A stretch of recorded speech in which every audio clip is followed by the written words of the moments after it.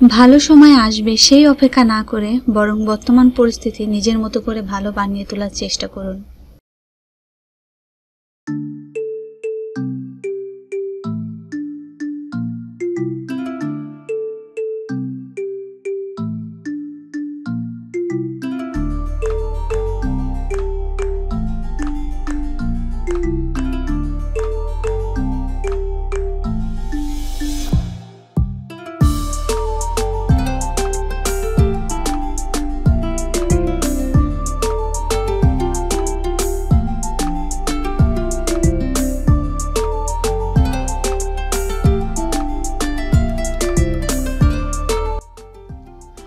আসসালামু আলাইকুম, কেমন আছেন সবাই? আশা করি আল্লাহর রহমতে সবাই অনেক ভালো আছেন।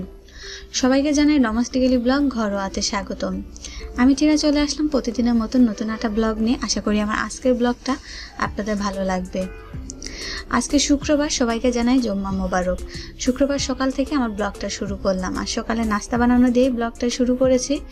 আজকে সকালে নাস্তায় তেমন কিছু নেই, রুটি আর গতকাল রাতেই একটু বরফি বানায় রাখছিলাম। ফ্রিজে একটা ডিম আছে, তাছাড়া আর কোনো কিছু নাই। আজকে নাস্তায় একটা ডিম দিয়েই সেরে ফেলবো আমরা তিনজনে। আমাদের ছোট্ট সংসারে, টুনাটুনির সংসারে আমরা একটা ডিম দিয়ে আজকে নাস্তাটা করে নিব।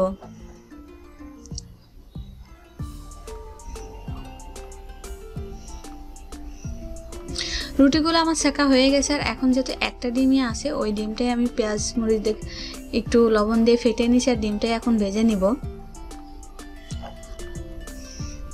মাসের আজকে শুরু 2 তারিখ, কিন্তু মাসের শুরু হলেই তো সবাই তো আর বেতন পায় না, আর সবার ফ্রিজে কিন্তু সবসময় জিনিসপত্র ভরা থাকে না।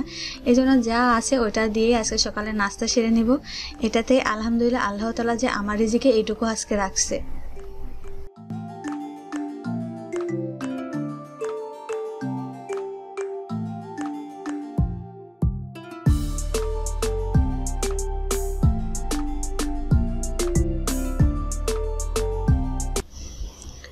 গত রাতেই আমি বরফিটা বানায় রাখছিলাম, আমি কাটি নাই, আর এখন কেটে নিচ্ছি।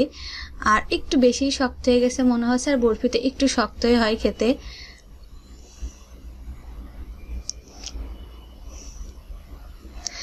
এমন কোনো কাজ করবেন না যাতে বিচারের দিনে আল্লাহর কাঠগড়ায় চরমভাবে অপমানিত হতে হয়।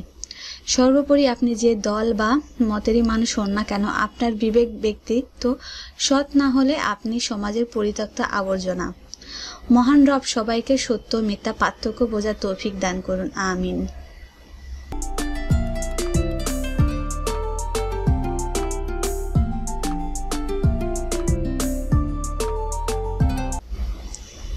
সকালে নাস্তা সেরে এখন চলে আসছে আমি কাপড় ভিজানোর জন্য। যেহেতু আজকে শুক্রবার, আর গত রাতে যে মাহির বাবা ডিউটি থেকে আসছিল তখন ওর কাপড় পুরা বৃষ্টিতে ভিজে গেছিল। সেই কাপড়গুলো আমি একটু ছড়ায় রাখছিলাম, আর ওইগুলো এখন ভিজাই দিব। আর কাপড়টা একটু ভিজাই রেখে দিলে গোসলের সময় ধুয়ে দিলে পারে কাপড়টা ভিজালে একটু ময়লাটাও একটু নরম হয়ে যায়, এই কারণে আগে থেকে ভিজাই রাখলাম। কাপড়টা ভিজাই রাখার পরে আজকে চলে আসছি এখন রান্নাঘরে। আর আজকে আমার গরিবের ঘরে ছোট্ট একটা আয়োজন করতেছি। আমার মেয়ে অনেকদিন ধরে আবদার করতেছিল যে আম্মু একটু বিরিয়ানি রান্না করো, আর মাহি বুড়ি বিরিয়ানি খেতে অনেক বেশি ভালোবাসে। আমার ঘরে মাহি কিংবা মাহির বাবা দুইজনই আমার হাতে রান্না খেতে অনেক বেশি পছন্দ করে। এই জন্য ভাবলাম প্রিয় মানুষ যেহেতু খেতে এসে ঘরে যা কিছু আছে ওইটা দিয়ে তাদেরকে খুশি করার চেষ্টা করি।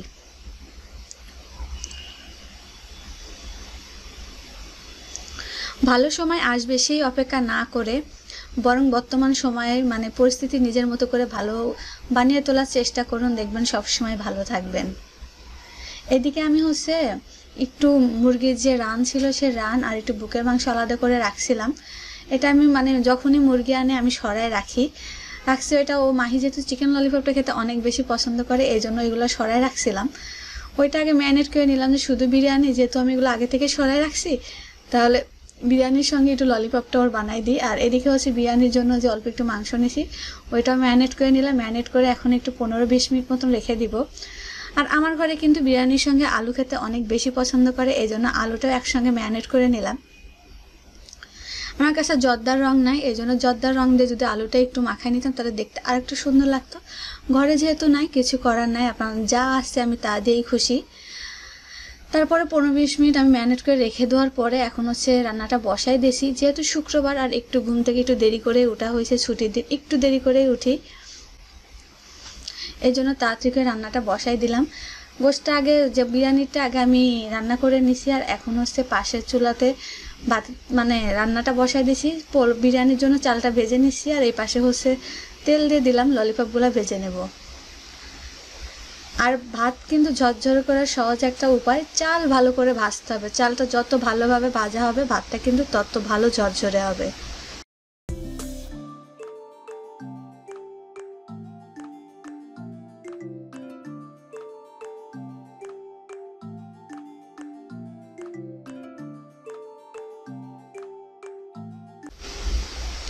আর এদিকে হচ্ছে মাংসটাও ভেজে নিচ্ছি। আর এই মাংসটা কিন্তু আস্তে ধীরে ভাজতে হবে, কারণ যেহেতু আমি একটু মোটাই রাখছি, আর আমি তাছাড়া কাঁটা চামচ দিয়ে একটু কেচে নিছিলাম। আর মাংসের মধ্যে যেন মশলাটা ভালোভাবে যায়, এই জন্য অনেক আস্তে আস্তে মাংসগুলো ভাজতে হবে।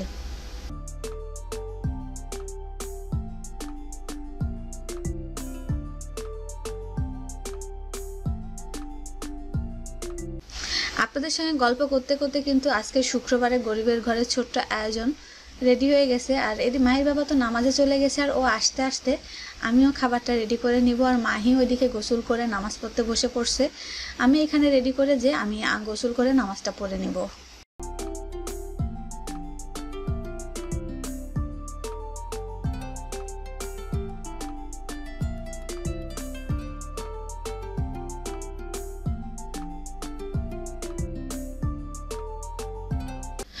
তারপরে হচ্ছে মাহির বাবা তো নামাজ থেকে চলে আসছে, আর আমিও গোসল করে নামাজটা আমার পড়ে নিছি। আর এখন হচ্ছে আমরা তিনজন একসঙ্গে খেতে বসছি।